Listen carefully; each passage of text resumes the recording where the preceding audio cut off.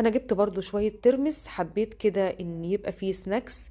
الجو بيبقى برد بالليل والولاد قاعدين وجعانين، يعني الشتا كده تحس ان ليله طويل والاكل فيه بيبقى كتير. فحبيت بقى بدل ما يروحوا يشتروا حاجات من بره غير صحية او كده، لا يبقى في عندنا ترمس، يبقى في عندنا حمص، يبقى في عندنا فواكه.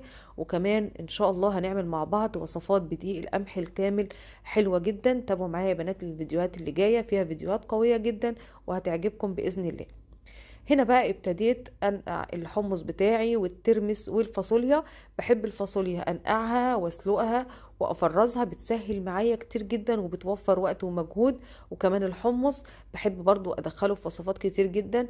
في نفس الوقت لما يكون الحمص جاهز في الفريزر وعايزة تعملي بقى مشروب الحمص كده اللي بيدفي، بتطلعيه بقى من الفريزر وتعملوا له الخلطة بتاعته. ولو حابين اعملها معاكم برضو اكتبوا لي في التعليقات، سريعة كده وتقدري تدفي بيها انتي وولادك. افكار بسيطة جدا ولكن بتفرق كتير جدا في الميزانية.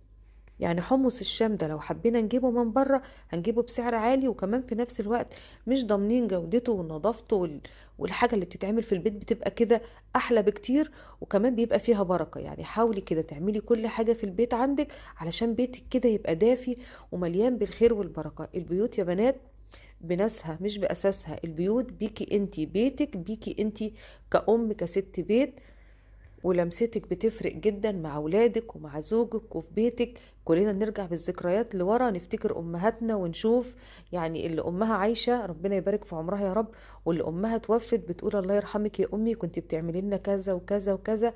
فالبيوت بتبقى عمرانة. الام هي اللي بتخلي بيتها فيه خير وفيه بركة. حاولوا كده بقدر الامكان ان انتوا تعملوا كل حاجة في بيوتكم، مش علشان ان احنا نوفر بس، لا علشان كمان يبقى بيتنا كده مليان بالدفى والخير والبركة. انا جبت كمان نص كيلو من العسل الاسود. العسل الاسود بصراحة برضو ما بقطعوش من البيت، كل ما يخلص اجيب غيره.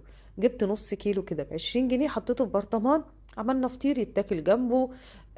عملنا شوية قرص والولاد كده حابين ياكلوا مع القرص، بيبقى حلو بصراحة، حتى وبالعيش البلدي بيبقى برضو جميل.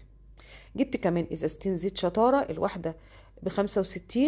وجبت كمان ازازة من الخل برضو ب9 جنيه. جبت كيسين صابون سايل، الكيس ب10 جنيه. دول كيسين من الصابون، احنا بيتقال عليه بريل عندنا. ب20 جنيه ما شاء الله بيكفوني الشهر، لان جودته كويسة يا بنات. يعني بحب اجيبه كده علشان جودته كويسة، هو سعره عالي شوية بس 20 جنيه صابون سايل للمواعين يقضوك الشهر، فدي طبعا حاجة كويسة جدا. حاولي تختاري الجودة مع السعر. جبت كمان السمك، الكيلو من ده لقيته ب90 جنيه، كان في نوع تاني ب80